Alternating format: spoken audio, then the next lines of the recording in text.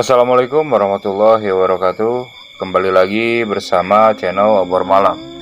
Kali ini saya akan membawakan sebuah cerita yang ditulis oleh akun Demonsian dengan judul Dendam.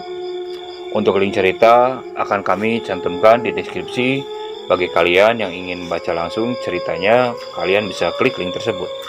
Sebelum lanjut ke ceritanya, alangkah baiknya kalian klik tombol subscribe supaya bisa membuat kami bersemangat untuk terus membawakan cerita. Oke, langsung ke ceritanya. Jaka dan Agus, nama mereka begitu terkenal di kampung ini. Bagaimana tidak? Mereka berdua adalah biang kerok keonaran di sini. Mereka sangat dibenci oleh para warga kampung. Segala tindak tanduk mereka cenderung merugikan orang banyak. Mulai dari tindakan premanisme yang mereka lakukan, sering membuat keonaran, hingga aksi perampokan dan pembegalan yang kerap kali mereka lakukan. Tak jarang mereka kerap kali menggunakan cara kekerasan dan tak segan untuk melukai korbannya. Banyak dari warga di sekitar kampung sini yang sudah menjadi korban Jaka dan Agus. Mereka sebenarnya sudah sangat muak. Namun, tak ada warga yang berani mengusik mereka karena ilmu kebal dan ilmu hitam yang mereka punya. Jangankan menindak mereka, sekedar menatap mereka saja, para warga sudah ciut nyalinya. Tak terhitung warga yang sudah melaporkan mereka ke polisi. Namun, entah kenapa, ketika ditangkap, mereka menghilang tak berbekas. Aneh. Mungkin karena ilmu yang mereka miliki. Dan setiap ada salah satu warga yang melaporkan mereka atau menegur mereka, pasti keesokan harinya warga tersebut akan jatuh sakit dan muntah darah. Maka dari itu, warga seakan segan dan tak berani berbuat apa-apa. Mereka menghindari untuk tidak berurusan dengan mereka. Pak Aris jatuh sakit keesokan harinya setelah berurusan dengan Jaka, karena Jaka meminta jatah gabah kepadanya.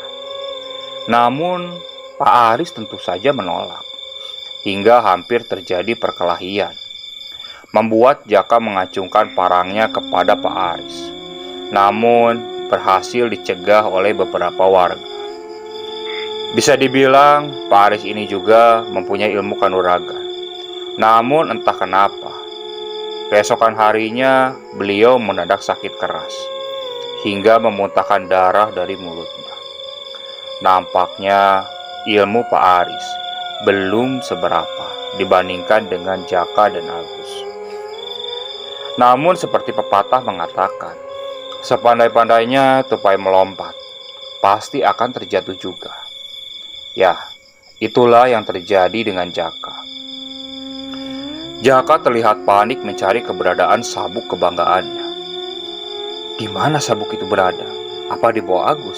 Ucapnya dalam hati yang frustasi, karena tak kunjung juga menemukan sabuk hitamnya. 2 hari sebelumnya, Agus berpamitan kepada Jaka. Agus hendak menemui gurunya yang berada di kaki Gunung Cermai.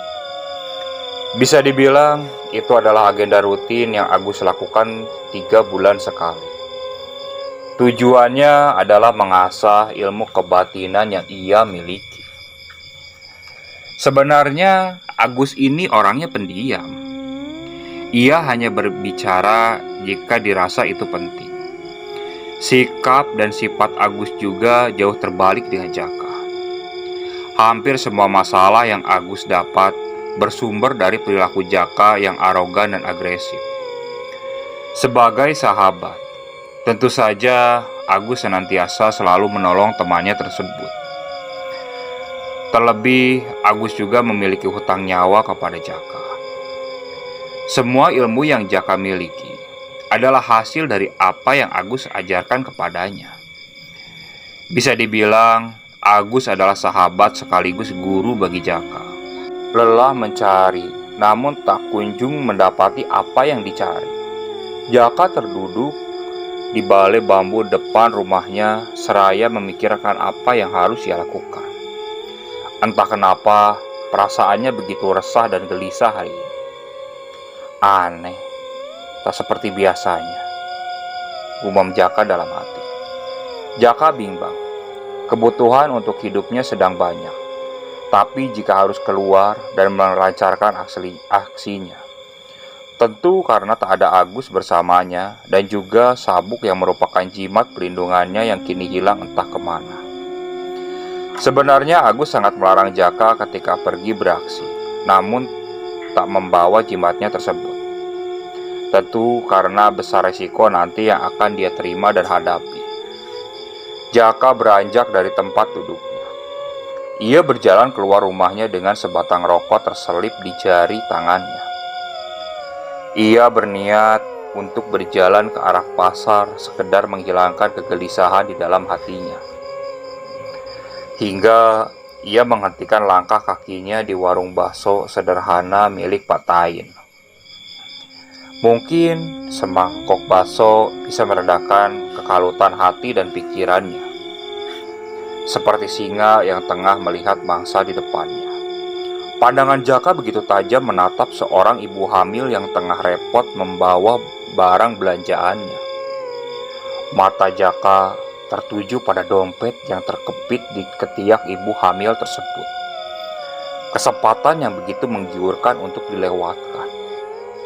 Tak berpikir dua kali, Jaka segera beranjak dari tempat duduknya. Ia berjalan dengan santai ke arah wanita tersebut, sambil mengawasi keadaan di sekitarnya, dan mencari rute pelarian yang sekiranya aman buat nanti dia berlari. Perlahan mendekat, hingga Jaka sekarang tepat berada di samping wanita tersebut. Matanya begitu tajam melirik ke arah barang yang dia incar. Pak Tain yang melihat hanya bisa mengelus dada. Pak Tain cuma bisa berdoa, berharap agar sang wanita itu baik-baik saja, karena nasib sial akan dia alaminya. Tentu saja Pak Tain tahu apa yang Jaka pikirkan. Begitu cepat, tangannya meraih dompet yang terkepit di antara ketiak wanita tersebut. Sang korban pun begitu kaget dan langsung berteriak kencang. Tendangan kaki kanan dari Jaka mendarat di perut korban yang tengah mengandung. Korban seketika jatuh tersungkur, merintih menahan sakit di perutnya akibat tendangan sekuat tenaga yang Jaka berikan. Jaka begitu panik kala itu. Seketika ia melangkahkan kakinya secepat mungkin, berusaha menjauh dengan langkah seribunya, mendengar ucapan minta tolong korban. Para warga yang mendengar di sekitar pun segera menghampiri untuk menolongnya. Sementara para warga lain berusaha untuk mengejar Jaka. Pacuan larinya begitu kencang, sehingga dadanya terasa begitu sesak. Teriakan jambret dan maling dari para warga seakan memburu dirinya. Namun sialnya, tubuh Jaka terserempet mobil kijang berwarna merah yang melaju pesat di samping kiri jalan pasar. Tubuhnya terpelanting dan tersungkur di aspal. Namun Jaka masih bisa bangkit, sedikit merangkak menahan sakit di dada dan kakinya. Aku sialan, teriaknya memaki. Bagaimana tidak, di saat seperti ini Agus tak ada di sampingnya. Namun jelas, semua adalah hasil dari kecerobohan yang Jaka lakukan. Ia berjalan pincang, masih mencoba untuk berlari menghindari kejaran warga yang semakin beringas memburunya. Namun semua itu sia-sia. Para warga seperti sudah mengepungnya, memblokade setiap arah yang coba Jaka tuju. Dengan sompralnya, Jaka justru menantang para warga yang sudah memutarinya. Seakan ia sangat percaya dengan apa yang dia miliki. Tiba-tiba, sebuah balok kayu menghantam wajah Jaka dengan sangat keras, membuat Jaka jatuh tersungkur ke belakang. Namun, Jaka hanya tertawa seakan tak terasa apa-apa. Melihat itu, para warga semakin brutal menghajar Jaka. Menusuknya dengan kayu, menendang wajahnya, menghantam batu bata ke arahnya, hingga membuat Jaka babak belur. Warga sekitar yang melihatnya bersikap apatis. Mereka seakan tak peduli dengan perilaku keji para massa yang memperlakukan Jaka layaknya seperti binatang hina. Mungkin mereka juga sudah sangat muak dengan perilaku yang selama ini Jaka buat. Namun anehnya, Jaka masih bisa terduduk dengan wajah yang berlumuran darah. Bahkan ada warga yang entah siapa. Dia datang hanya untuk memukul dan menendang wajah Jaka. Sepertinya ia meluapkan masalah yang ia hadapi saat ini. Namun, Jaka kembali bangkit dengan tubuh sempoyongan menahan rasa sakit. Para warga terhenyak melihat pemandangan di depannya. Salah seorang warga datang dengan membawa bambu kuning yang seukuran stik biliar. Ia pun menyabetkan bambu tersebut tepat di belakang kepala Jaka, dan seketika membuat tubuh Jaka kembali terhuyung jatuh ke belakang dan tak mampu untuk bangkit kembali. Tubuhnya terkapar bersimpah darah. Bukannya berhenti, para massa justru semakin beringas menyiksa Jaka. Salah seorang warga bahkan meminumkan cairan semen yang sudah dicampur air ke dalam mulut Jaka yang membuat tubuh Jaka mengejang. Selang beberapa lama, datang seorang pria dengan membawa cangkul bekas adukan semen dan pasir. Ia lalu menancapkan mata cangkulnya di leher Jaka, yang membuat luka lebar menganga di lehernya. Belum puas, ia kembali mengayunkan cangkulnya ke arah perut Jaka, yang sudah terkapar tak berdaya. Merobek perutnya hingga mengeluarkan organ dalam dan isi dari perutnya. Cipratan darah mengenai wajah sang pencangkul dan aspal di sekitarnya. Masih dirasa belum puas, kini dia menancapkan cangkulnya di kepala sebelah kiri Jaka, yang membuat telinganya terputus dan merobek pelipisnya. Tak lama, polisi sudah datang di TKP. Segeralah polisi membawa mayat Jaka ke rumah sakit terdekat dan menginterogasi beberapa warga untuk dimintai keterangan sebagai saksi mata. Setelah polisi pergi dari tempat kejadian, para warga masih berkerumun untuk melihat lokasi kejadian. Darah masih tampak segar bertumpah di pinggir jalan raya. Polisi pun sudah memasang garis kuning, pertanda tempat kejadian. Hingga perlahan bergulirnya waktu, warga sudah mulai membubarkan diri masing-masing. Malam menjelang. Tak seperti biasanya, keadaan saat itu terasa begitu sepi.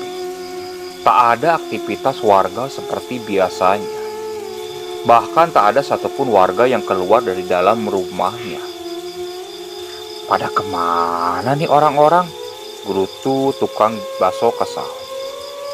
Tumben, sepi banget gak kayak biasanya. Pak Isan memang biasa menjajankan dagangan baksonya keliling kampung ini pada malam hari. Namun anehnya, malam ini kampung yang biasanya ramai seolah menjadi sepi. Tak ada satupun orang yang ia temui. Pak Isan kembali mendorong gerobak baksonya untuk kembali berkeliling menjajakan dagangannya. Cahaya rembulan yang tampak terang menemani malam menuju pagi yang akan datang keesokan harinya. Kematian Jaka menjadi pembicaraan warga kampung. Dimanapun para warga beraktivitas, topik pembicaraan Jaka tetap hangat untuk dibicarakan. Mereka saling berbagi informasi perihal apa yang mereka Jaka lihat kemarin.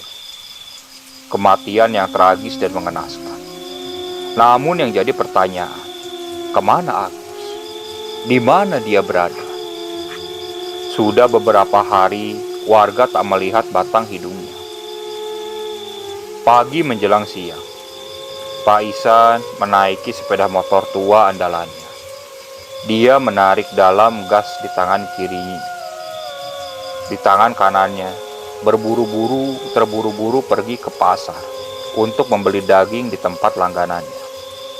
Dan syukurlah ternyata masih ada stok daging untuknya. Rupanya sang penjual sengaja menyisakan daging sapinya untuk Pak Ihsan yang merupakan langganan setianya. Pak Ihsan mencuri dengar daripada warga lain tentang kematian Jaka. Apakah benar? Rasanya ia tak percaya.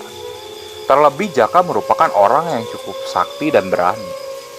Pak Ihsan pun menanyakan kebenaran kabar tersebut kepada sang penjual daging. Dan benar saja, ia baru percaya setelah diceritakan panjang lebar oleh sang pemilik daging tersebut.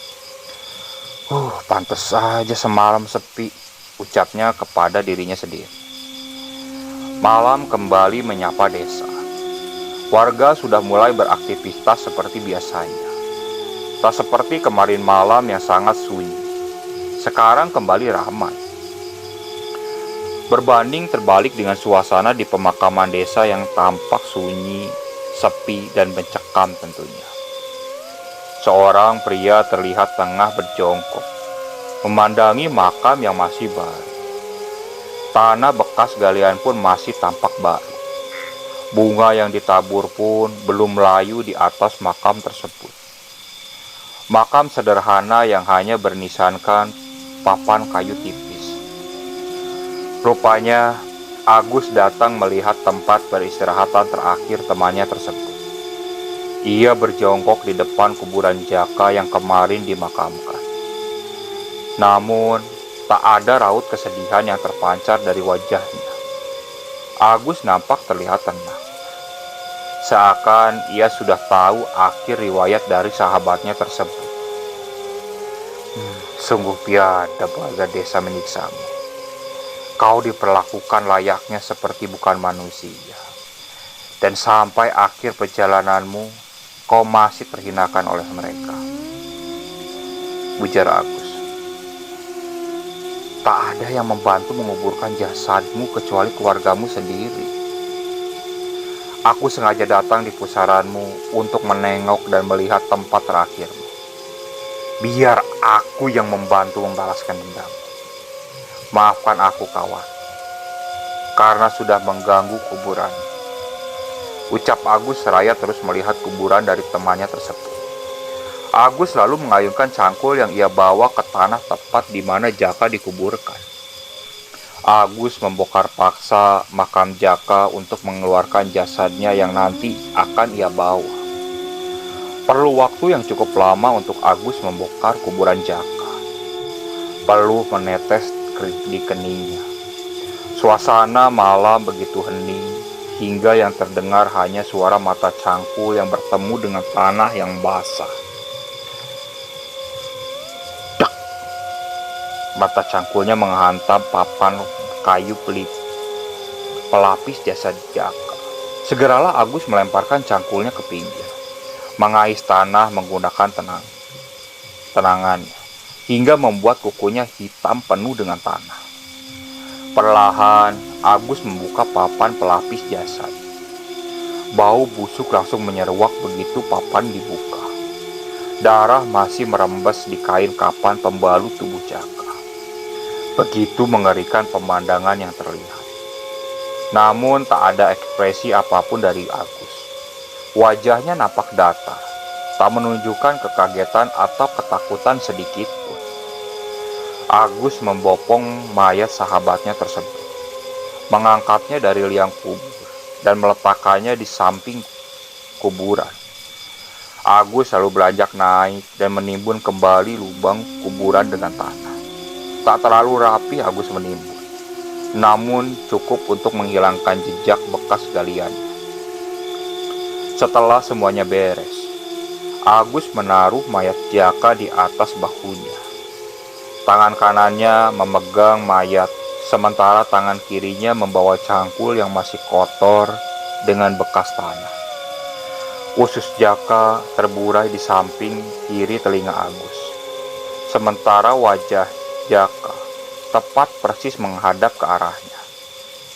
Agus berjalan menuju rumahnya yang lumayan jauh dari area kuburan desa, membopong mayat sahabatnya tanpa rasa takut sedikit.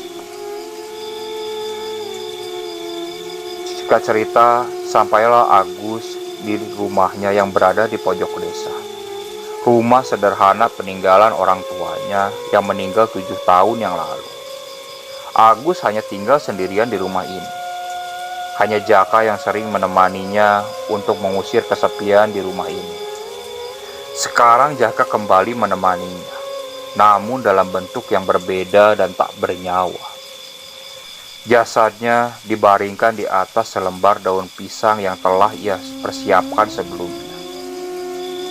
Tak lupa, Agus juga membakar kemenyan. Asap putih pun muncul dari pembakaran kemenyan tersebut. Agus menyayat telapak tangannya dengan pisau kecil, hingga darah pun keluar dari bekas sayatannya.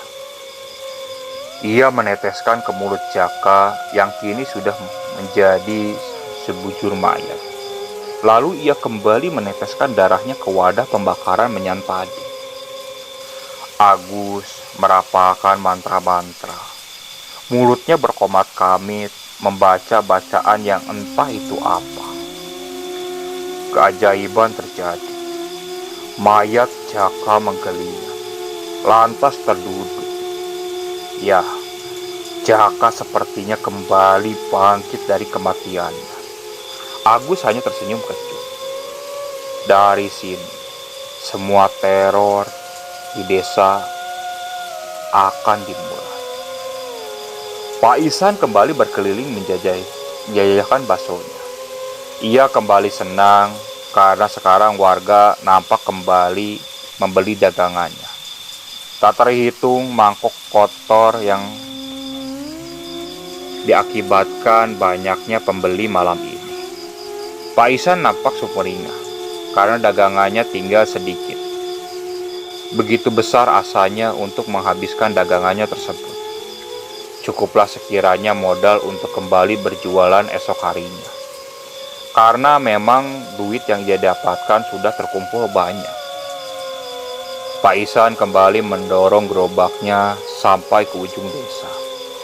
Berharap besar ada orang yang mau memborong dagangannya tersebut. Ting, ting, ting. Suara sendok diadu dengan mangkok. Ini adalah suara khas bakso dari Pak Isan. Dengan hanya mendengarkan suara ketukannya, warga pasti sudah hafal bahwa Pak Isan sedang melintas di dekat area sini. Namun, dugaannya salah. Tak ada seorang pun di ujung desa ini. Pak Isan lalu menghentikan gerobaknya. Sembari menunggu pembeli, ia kembali menghitung uang hasil jualannya.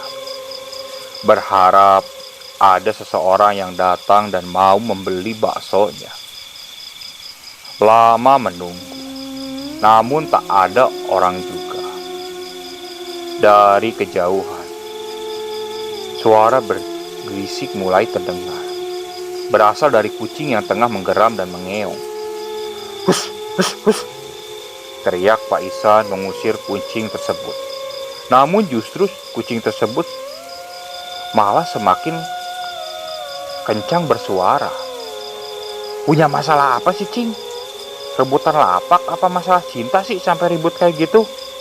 Ucap Pak Isan kepada sumber suara.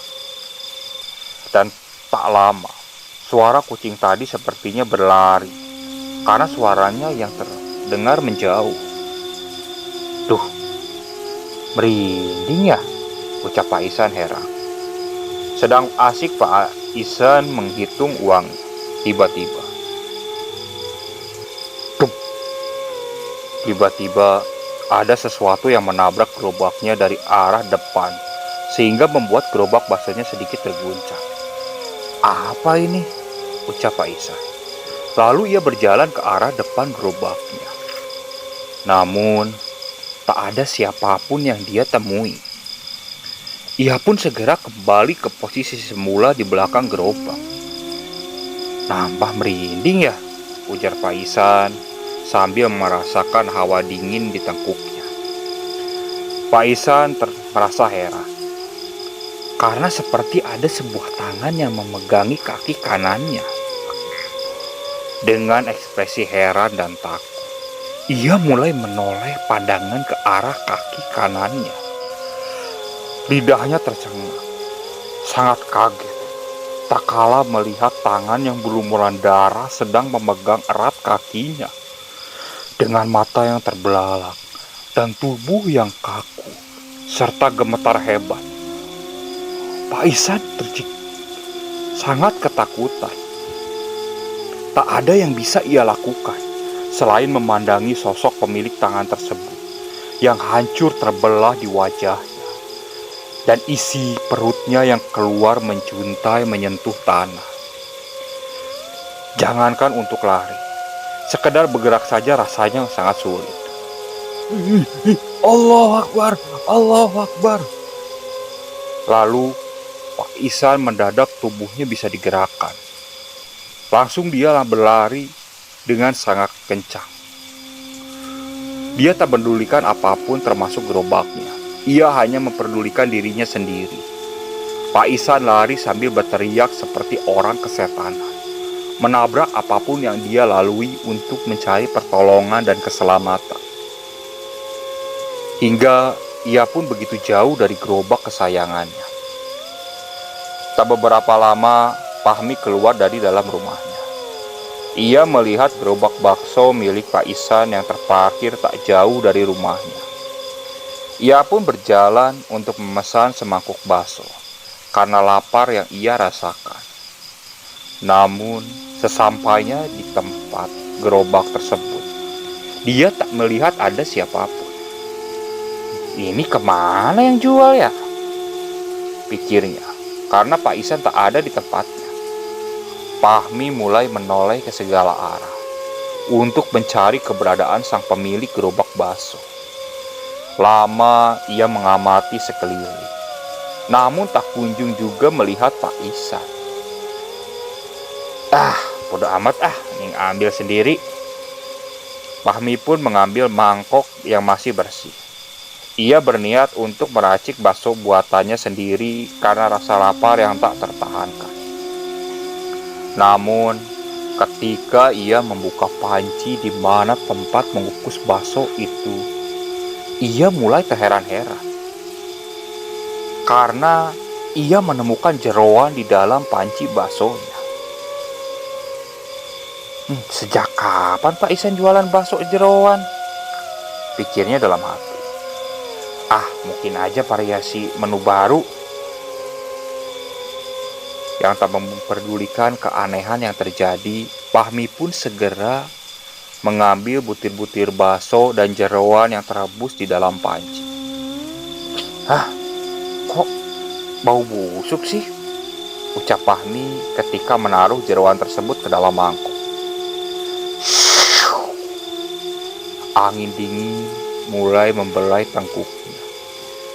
Seketika bulu romanya berdiri. Fahmi mulai merinding di sekujur tubuhnya.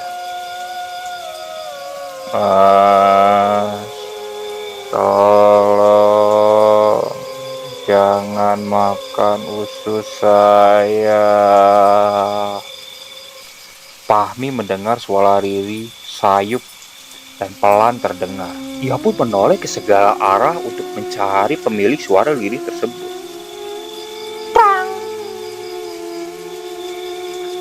Suara mangkuk yang terjatuh dari genggamannya. Mata Fahmi terbelalak, mulutnya menganga, manakala melihat sosok dari pemilik suara tersebut. Ia melihat sosok yang merangkak mendekatinya, dengan wajah terbelah dan usus yang terburai menyapu tanah. Fahmi mulai gemetar hebat. Badannya terasa lemas untuk menopang berat tubuhnya. Fahmi pun lalu jatuh terjungkal dan pingsan seketika. Pagi pun menjelang. Sinar mentari tak mampu menghangatkan desa karena tertutup mendung tebal. Tak lama, hujan pun turun membasahi setiap jengkal tanah di desa ini.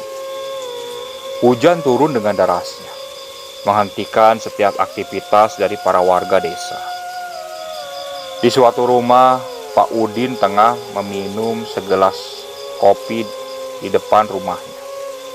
Sudah beberapa hari ini ia tidak bisa tertidur dengan pulas dan tenang. Ada sesuatu yang mengganjal pikirannya. Kekhawatiran terlihat dari raut wajahnya. Matanya merah menahan kantung. Kantung matanya menghitam dengan jelas. Sementara wajahnya begitu pucat, kelelahan dan kegelisahan yang membuat kondisi Pak Udin demikian. Matanya mulai menerawang jauh, tak tahu apa yang sedang ia pikirkan. Berpindah ke kediaman almarhum Jaka. Batin ibunya sangat terpukul atas kematian anaknya. Jiwanya terasa hampa karena kehilangan anak satu-satunya tersebut. Walaupun sifat Jaka yang sering membuat masalah pada dirinya, namun sebagai seorang ibu, ia tetap menyayanginya. Bahkan ia pun sering membela, manakala warga lain mencaci kelakuan anaknya. Rumahnya terasa sunyi dan sepi semenjak kematian Jaka. Tak ada lagi tingkah laku Jaka yang menyusahkan.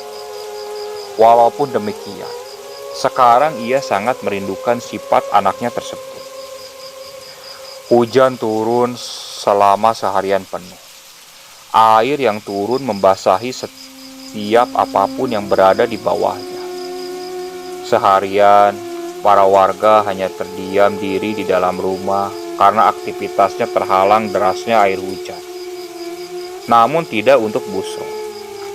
Busro harus segera menuju rumah Pak Mantri untuk menjemputnya dan memintai pertolongan dari sang mantri karena kondisi adiknya tengah demam tinggi.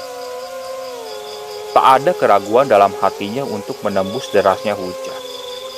Mau tak mau, ia harus melakukannya. Busro segera mengambil jas hujan model ponco yang ia simpan di dalam rak. Jas ponco sudah ia kenakan. Sepedanya pun sudah terparkir di depan.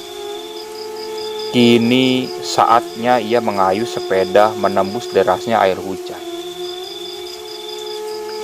Untuk sampai ke rumah Pak Mantri, Busro harus menempuh perjalanan panjang beberapa kilometer. Ya, karena pada saat itu tak banyak dokter dan puskesmas yang ada. Puskesmas terdekat ada di samping kantor kecamatan yang sangat jauh jaraknya. Penerangan di sepanjang jalan pun sangat minim. Busro harus menyesuaikan pandangannya dengan minimnya cahaya yang ada. Saat kilatan cahaya petir menerangi jalan yang Busro tempuh selama beberapa detik dari kejauhan, Busro melihat ada seorang yang tengah merangkak menuju ke arahnya. Busro berhenti dengan satu kakinya menahan keseimbangan berat sepeda dan tubuhnya. Busro mulai memicingkan matanya untuk memastikan apa yang ada di depannya tersebut. Sosok itu terus merangkak dengan pelan menuju ke arah di mana Busro berdiri. Ngeri bercampur takut yang Busro rasakan. Sepertinya sosok tersebut bukanlah manusia, pikir Busro. Dengan cepat dan sigap, ia mengubah haluan setir sepedanya ke belakang. Ia bermaksud untuk segera pergi menjauhi sosok yang ia rasa bukan manusia itu. Busro segera mengayuh kencang sepedanya. Ia pun sesekali menengok ke arah belakang untuk memastikannya. Jok di belakangnya tetap kosong, dan sosok tersebut tidak mengejarnya. Dengan tergesa-gesa, Busro semakin menambah kecepatan laju sepedanya. Hingga akhirnya dia telah sampai di depan rumahnya. Sepedanya terbanting. Ia tak sempat untuk memarkirkannya karena rasa takut yang dia rasakan. Ya, segeralah ia membuka jas hujan ponco yang ia kenakan, dan bergegas untuk masuk ke dalam dan mengunci pintu rumahnya. Dengan napas yang masih ngos-ngosan, Busro mencoba menenangkan pikirannya yang dirasa kacau atas kejadian barusan. Busro segera menuju ke arah dapur untuk mengambil segelas air agar perasaannya menjadi tenang.